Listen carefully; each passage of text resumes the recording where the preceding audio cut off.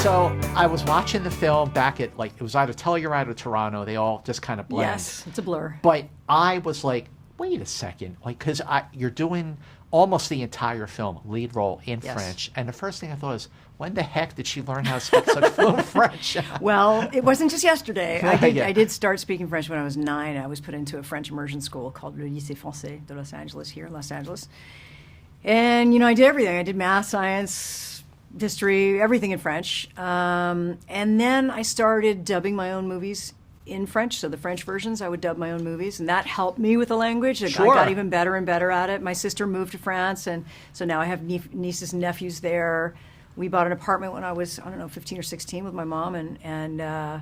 And we had that for 30-some years. So I've always had a connection to France. But the connection definitely was a great entry point, Jodie. Yeah. But this is like almost the whole film. You're in every scene, basically. Yeah. It's challenging. It was challenging. I'm not going to lie. It was hard. How was it challenging? Well, even with a really good, with the French speaker, I'm going to be nervous. I'm going to be frustrated and anxious that I can't communicate myself well. And so I feel like the character has that feeling to her, that she's somebody who's in control and is a bit of a snooty person, but there's a part of her that's anxious that she's not going to be able to kind of communicate properly. But I did feel like when I was watching the film for the first time that was perfect for the role. That actually brought out something that certainly Rebecca brought out something out of you to do this that you hadn't really channeled before in previous performances. Yeah, that's true. And I get to be a new person. Every time I make a movie, I get to be a new character. And the character of an expatriate who has left everything behind in the United States and made this decision at a young age to say, I'm going to leave everything behind, my entire identity, to form a new identity that's a fantasy of what I think French life would be. And that was really interesting to play, and I think it brought out something totally different in me. Well, I didn't know how much the movie was going to go down this rabbit hole of this mystery. So when you were reading the script for the first time, just like the movie feels like a page turner, was the script a page turner? The script was a page turner, and that's what I was looking for. I mean, sometimes with smaller independent movies, with auteur-driven films, especially in Europe, they make a lot of behavior movies. I call them behavior movies. But they're basically, you follow a character, and they interact with people, and then the movie's over. And there isn't this momentum that comes from uncovering things and, breadcrumbs and bits and pieces and a mystery and all of that, which I really love as an actor. I like playing that stuff. I think I'm better in those roles as a storyteller than I am as just a being who just acts. So I've been looking for that for a long time, and I finally found it. What made Rebecca such a great actor's director? One, it's wonderful to work with a director who also wrote the script. I think there's it's a different process that happens, and she's, not only is she able to open to ideas, but she has a whole previous life with these characters, so she really knows them like the back of her hand. I think I like the fact when you're doing these tiny, smaller movies that have very small crews, which is how they do it in France. Everybody does 3 jobs instead of just doing one. And there's a kind of, the auteur spirit is that she's the last word on everything.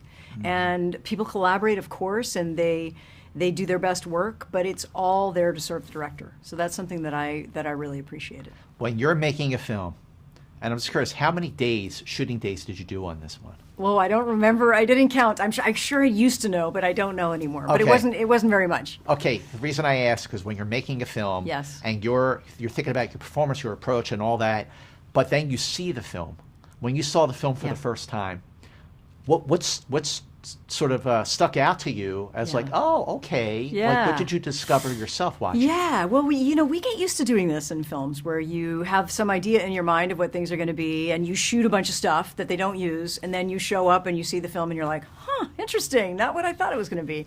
I think you get very used to that. You used to, in some ways, the kind of vulnerability and the powerlessness of being an actor and knowing that you do your best, but ultimately it's not up to you. In this case, I shouldn't have been surprised. It's just that the actors were so good. Yeah, they are. But I hadn't seen them from the lens side, and to see them all together, every single actor is such a stellar, iconic actor. In France, Mathieu Almaric, so well known, such an extraordinary actor. Daniel Auteuil, Vincent Lacoste, Virginie Fira. They're, the biggest stars there, but also just these extraordinary presences on screen. I hadn't anticipated that when I actually saw the film. One of the things I've been going to Sundance and TIFF and Telluride, South by Southwest, Cannes. For Sundance, my first one was 2003. Wow. And I love going to film fest because I love discovering movies. Me too. You don't know what you're going to get. And I didn't know what I was going to get with A Private Life. And I just remember after the screening, we're all walking out going, wow, that was really surprising. Good. Surprise, I mean, like in like such a great way because you discover.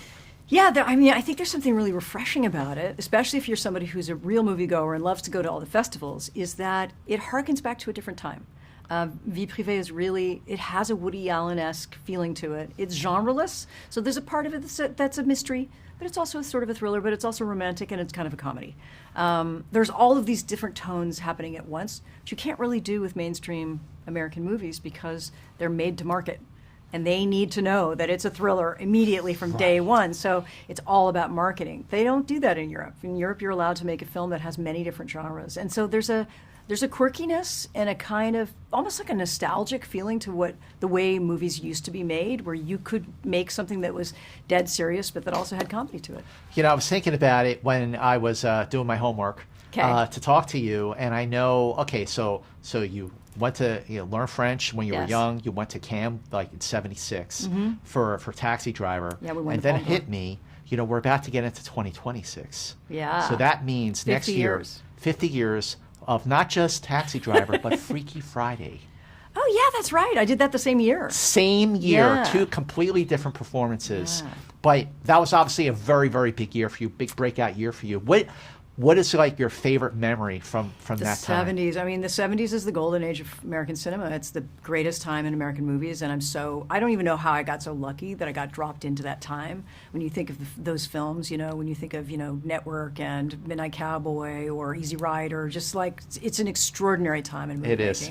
And I just got lucky. So that when I think of it, I think of all those movies that I saw that changed my life. Those were the movies that I grew up on and that made me want to become an actor. Wes, one of the first movies I ever saw in a theater was the following year. It was Candle Shoe. So. Oh gosh, Candle Shoe, not necessarily number one on my list of great films, but I loved it. It was great to be able to go from something as dark as Taxi Driver to two Disney movies, Freaky Friday and Candle Shoe, and to be able to go back and forth between the two.